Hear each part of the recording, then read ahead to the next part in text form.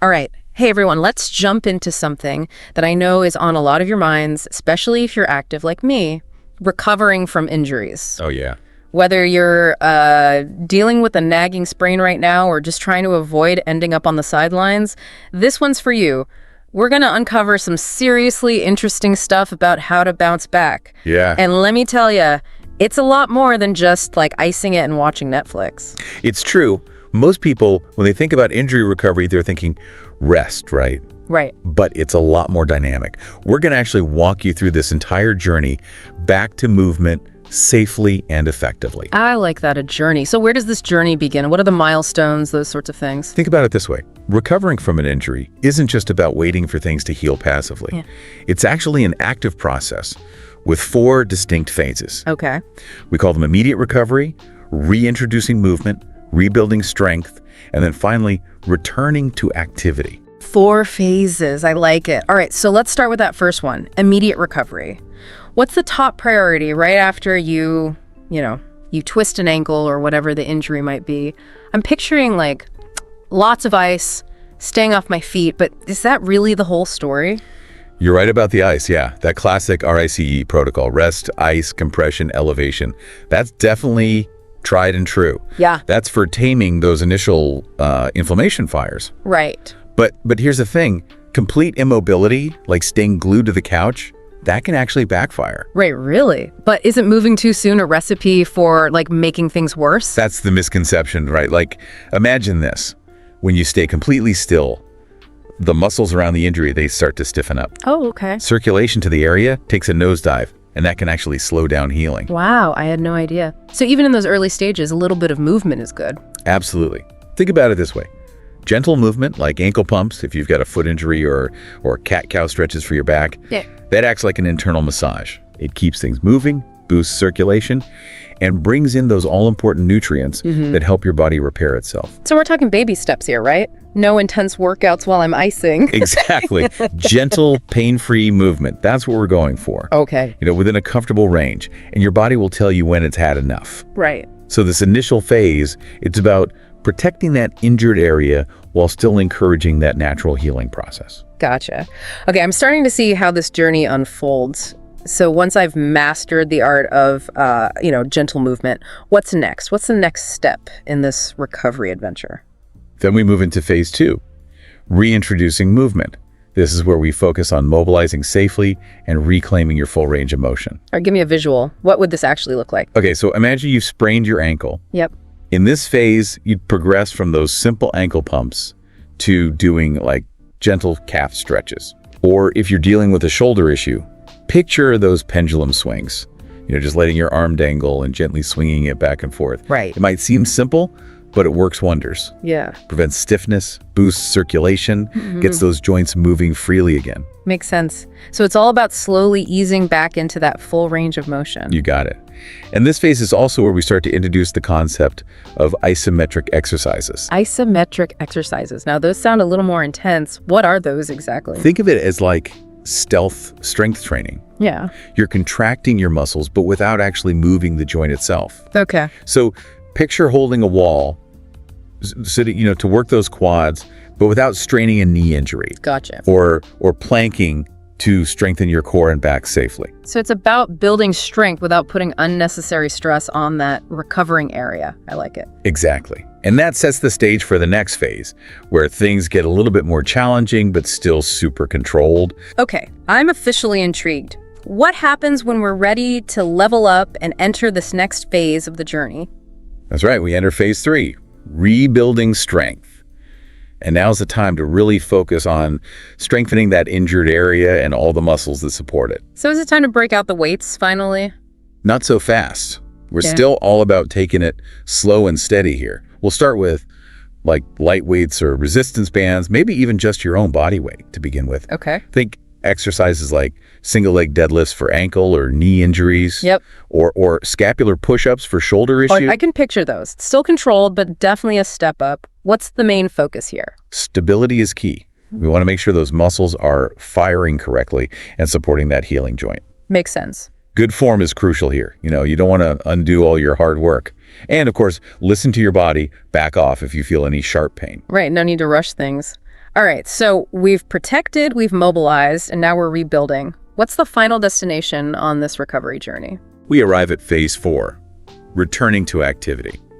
And this is where you get to ease back into the activities you love, but with a smarter and more mindful approach. So this is where I get back to my old self, right? Back to running, hiking, dancing, all the good stuff. Yes. But again, it's all about easing back in gradually. Yeah. Think dipping your toes in the water to test the temperature, not, diving headfirst into the deep end. Right, right. Okay, so how do I know when it's safe to ramp things up?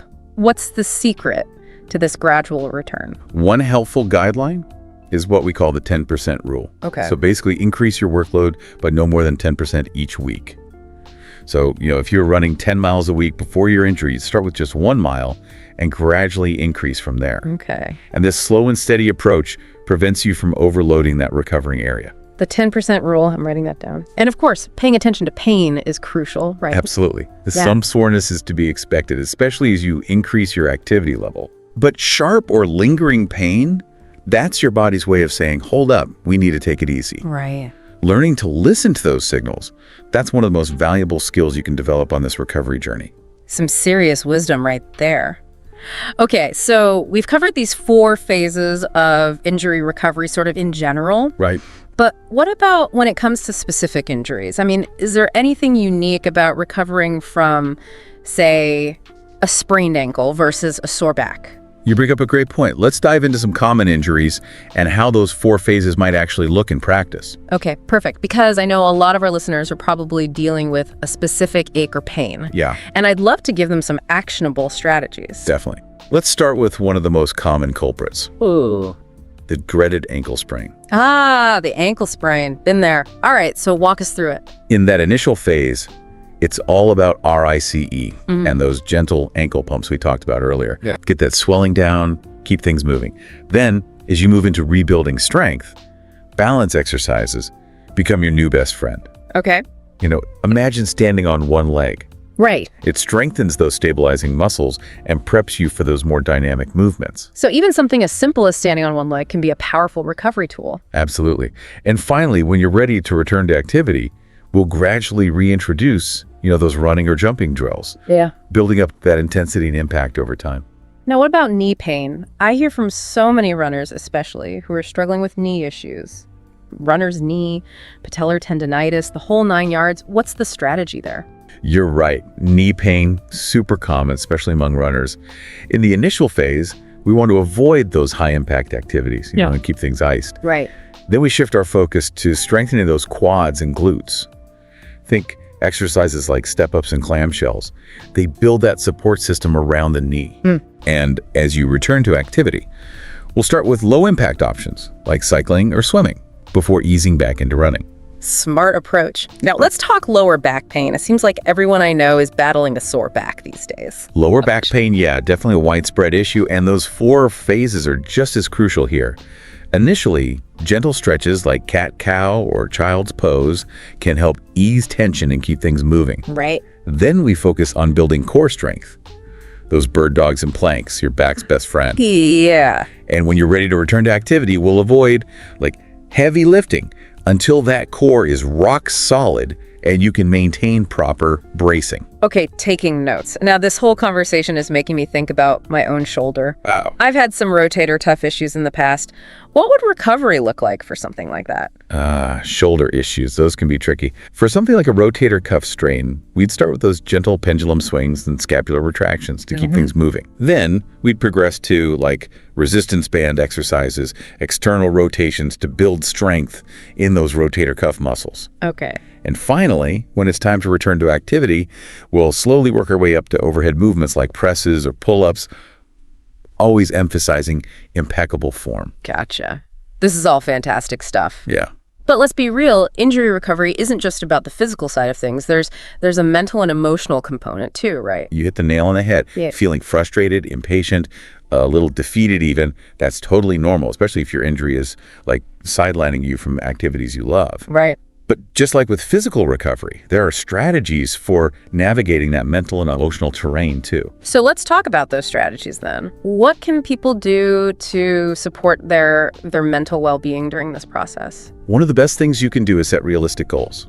Instead of focusing on immediately getting back to your pre-injury level, break down your recovery into smaller, more achievable milestones. Maybe it's regaining a specific range of motion or performing a certain exercise pain-free. Celebrating those small wins can do wonders for your motivation and outlook. That makes so much sense because it's easy to get overwhelmed by the big picture, so breaking it down into smaller steps feels way more manageable. Exactly. And remember to celebrate your progress, no matter how small. Acknowledge those wins and don't beat yourself up over any setbacks. Remember, recovery isn't always linear. I love that. All right, so setting realistic goals, celebrating progress, what else can we add to our mental toolkit? Think about staying active in other ways. If you're injured in one area, explore what you can do. Maybe you can't run, but you can swim or cycle. Or if it's a lower body injury, shift your focus to upper body strength training. Staying active in any way helps maintain your overall fitness, boosts your mood, and keeps you engaged in that recovery process, both physically and mentally. So it's all about finding ways to keep moving, even if it looks a little different than usual. Now, we've talked a lot about recovering from injuries. But what about preventing them in the first place? Is there anything we can do to kind of minimize our chances of ending up on the sidelines? Definitely. Preventing injuries, it's like a proactive approach to your health. Yeah. And it's relevant for everyone, whether you're a seasoned athlete or just starting your fitness journey. Okay, great. So let's talk prevention then. What are some of the key strategies we should be focusing on? One of the absolute cornerstones of injury prevention is prioritizing warm-ups. I know it sounds basic, but trust me, it's a game changer. I hear that, but I'll admit I'm sometimes guilty of skipping the warm-up, especially when I'm short on time. So what makes a good warm-up so important, and what should it actually include? A truly effective warm-up prepares your body for the specific activity you're about to do. Okay. Think dynamic stretches and activation drills that get those muscles firing and ready to work. So picture leg swings, arm circles, high knees, butt kicks, anything that gets your blood pumping and increases your range of motion. So it's not just about stretching, it's about prepping those muscles for action. Got it. Another crucial strategy is incorporating mobility work into your routine. Okay. This is all about keeping those joints happy and preventing stiffness, which can make you more susceptible to injury. Okay, mobility, that's another one I hear a lot. But what does good mobility actually mean? Are we talking about being able to do the splits? While flexibility is definitely part of it, good mobility is really about having a full, pain-free range of motion in your joints. Okay. Can you squat down low without feeling any restriction? Can you reach overhead without your shoulders screaming at you? Right. If not, incorporating some targeted mobility exercises can make a world of difference. Okay, so warm-ups and mobility work. Got it. What else should we be keeping in mind? One of the simplest but most important things is listening to your body. Rest when you're feeling fatigue or noticing signs of overtraining. Pushing through pain, that's never a good idea. It's a surefire way to set yourself up for injury. Yeah. And pay attention to your form, especially when lifting weights or doing any kind of high-impact activity. Proper technique is key for distributing stress evenly and reducing your risk of strain or overuse injuries. It's like we have so much control over our own bodies. It's kind of cool when you think about it. Exactly. It's all about being proactive and taking those steps to protect yourself. Well said. Okay, we've covered so much ground in this first part of our deep dive. Right. But before we move on, I think it's important to emphasize something you mentioned earlier, that injury recovery is a journey, not a race. Absolutely. Rushing the recovery process, that's one of the biggest mistakes people make. It takes time, it takes patience, and a smart approach to fully heal and rebuild. I think that's such an important message for all of us to hear. Yeah. Whether you're dealing with a current injury or just trying to prevent future ones, remember, it's okay to take things slow, listen to your body, and prioritize that long-term health over, quick fixes. Couldn't agree more. Yeah. Play the long game. I like that mindset. Now, before we wrap up this first part, there's one more thing I want to touch on. The whole mental game of injury recovery. We've talked about, practical strategies. But what about the mindset? How can we cultivate a positive outlook when we're, feeling frustrated or sidelined? You bring up a fantastic point. Our mental state can actually have a profound impact on our physical healing. Okay, now that's fascinating. So how do we tap into this mind-body connection and use it to our advantage? That's a great question, and it leads us perfectly into the next part of our deep dive. Get ready to explore the power of mindset. It's amazing how much our attitude, our beliefs can actually influence our physical healing. Oh. If we approach recovery with negativity and fear, we're constantly worried about re-injury or getting back to normal, we might actually hinder our own progress. So it's almost like our thoughts can create this feedback loop impacting our physical body. Exactly. If we're tense and fearful, we might unconsciously limit our movement, avoid certain activities and ultimately slow down that healing process. Right. On the other hand, if we cultivate a more positive outlook, focusing on what we can do and celebrating those small victories along the way, we create a much more supportive environment for healing. That makes a lot of sense. It's like the mental equivalent of those like gentle movements and gradual strengthening that we talked about in the first part. Precisely. And there are practical things you can do to foster this positive mindset. Setting realistic goals, as we mentioned before, is huge. Don't compare yourself to others or even to your pre-injury self. Right. Focus on your own unique journey, one step at a time. That's such a good reminder because it's so easy to get caught up in those comparisons, especially like with social media constantly showcasing everyone's, highlight reels and all that.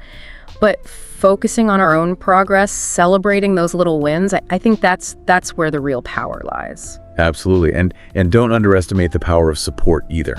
Talk to friends, family, maybe even a therapist about what you're going through. Having that support network can make a world of difference in your mental and emotional well-being during recovery. It's like having a cheerleading squad in your corner, reminding you that you're not alone. And it all ties back to that idea we talked about earlier, listening to your body. But this time it's not just about the physical signals, it's about tuning into our emotional needs as well. I couldn't agree more. Pay attention to how you're feeling, both physically and emotionally.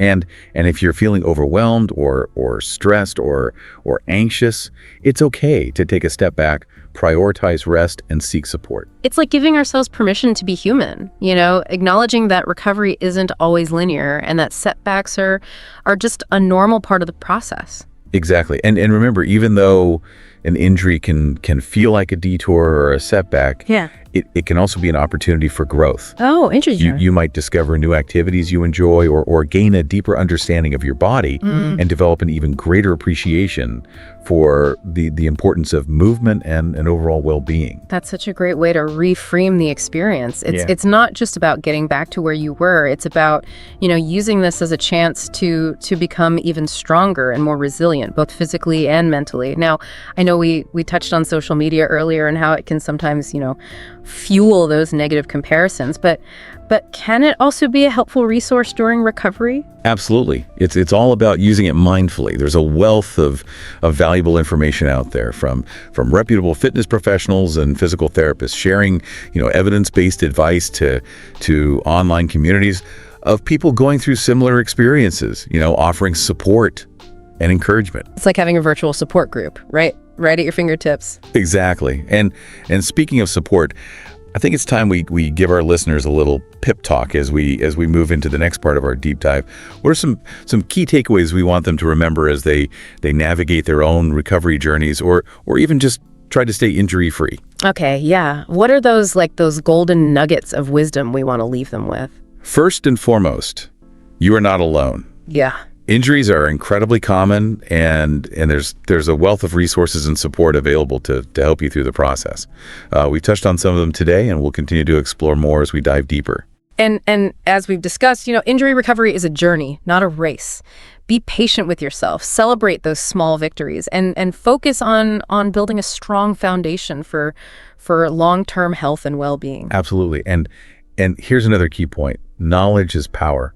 The more you understand about your body, how it works, how it heals, the better equipped you'll be to make informed decisions about your recovery and prevent future injuries. So keep learning, keep exploring, and most importantly, keep moving. Now, you mentioned earlier that there's more to explore in this deep dive, and I have to admit, my curiosity is piqued. What other aspects of recovery are we going to uncover? Well, we've covered the physical and mental sides of recovery, but there are other key players that can make a huge difference in your healing process. Okay. One of them is something we all need, but often don't get enough of: Sleep. Sleep, the ultimate recovery tool. But I'll admit, I'm sometimes guilty of sacrificing sleep, especially when life gets busy. It's something we all struggle with, right? But we often underestimate just how important sleep is for both our physical and mental health. And it plays an even more vital role when we're injured. Tell me more.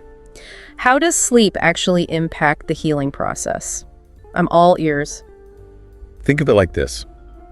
When we sleep, our bodies go into repair mode.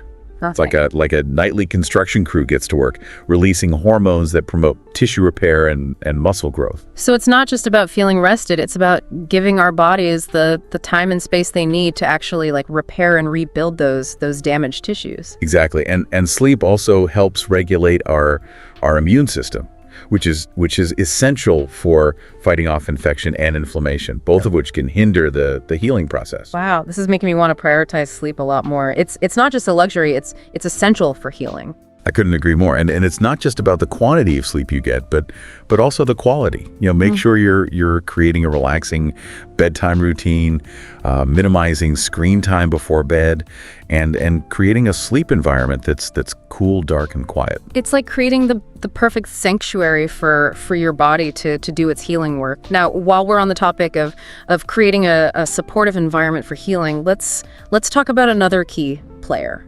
Nutrition.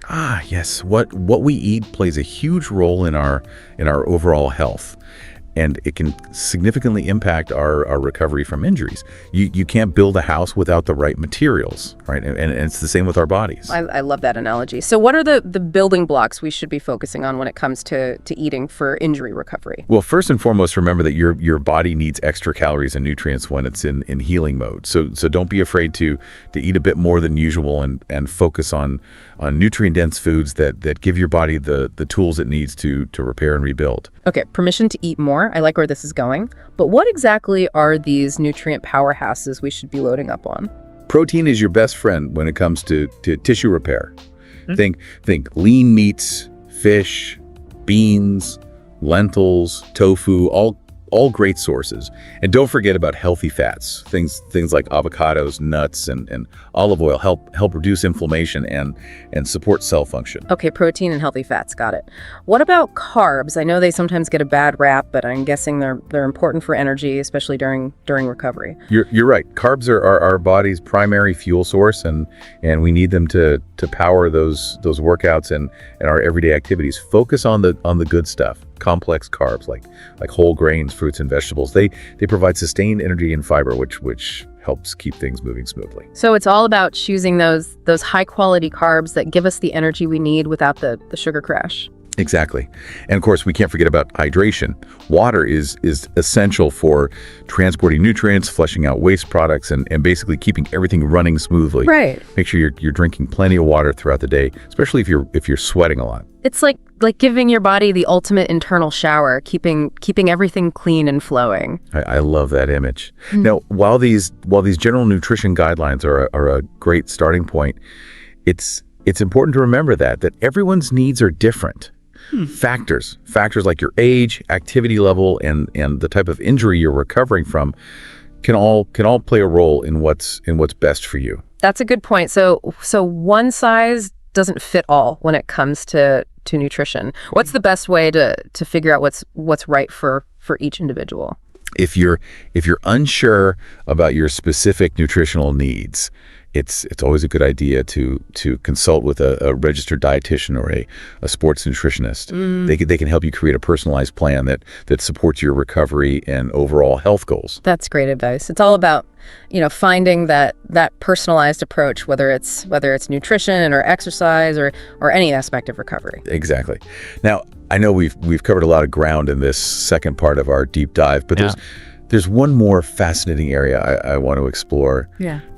The world of advanced recovery techniques. Okay. Get ready to go beyond the basics. Ooh, advanced techniques. I'm definitely intrigued. What are we talking about here? Think cutting edge modalities that can supercharge your healing process. Okay. Things like cold plunge therapy, compression therapy, even the latest developments in massage technology. Okay, now you've got my attention. I'm ready to level up my recovery game. Let's dive into this next part and explore these advanced techniques.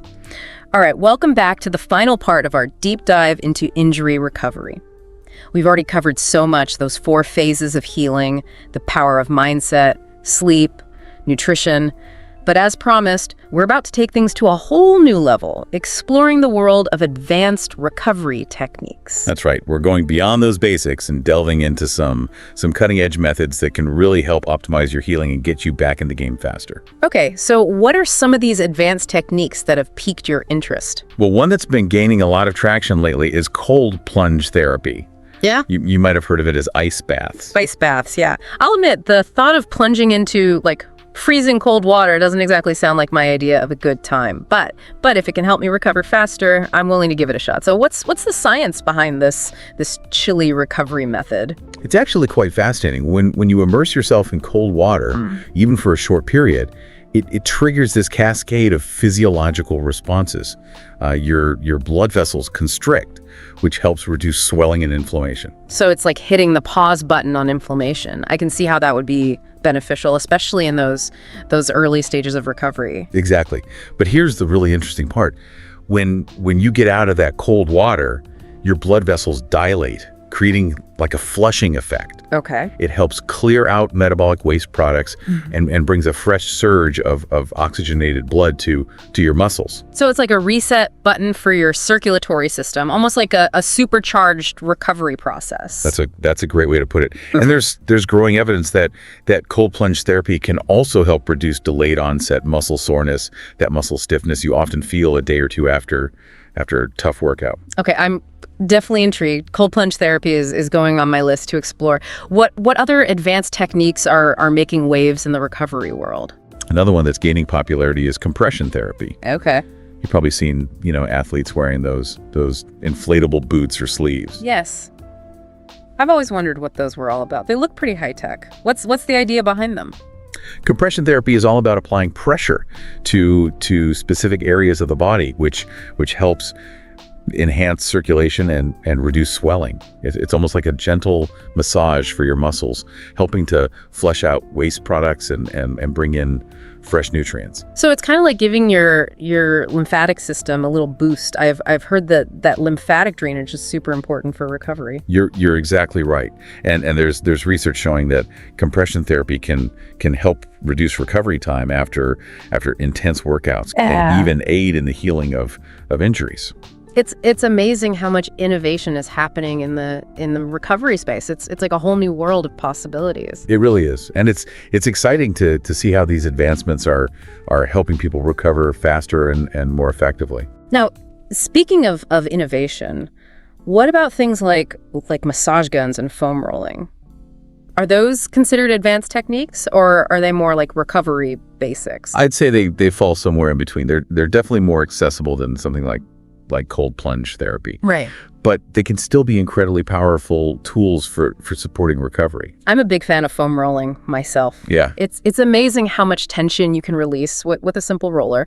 But I'll admit I'm a little intimidated by those massage guns. They look like they could do some serious damage if used incorrectly. I understand the hesitation. Those massage guns can be quite powerful, and it's important to use them correctly, but when used properly, they can be incredibly effective for targeting specific muscle knots and trigger points, breaking up adhesions and improving blood flow. So maybe I'll give those a try too, but I'll definitely do my research and maybe even consult with a physical therapist just to make sure I'm using them safely and effectively. That's a great idea. It's always wise to seek guidance from a qualified professional, especially when it comes to using any new recovery tool or technique. And this brings up an important point.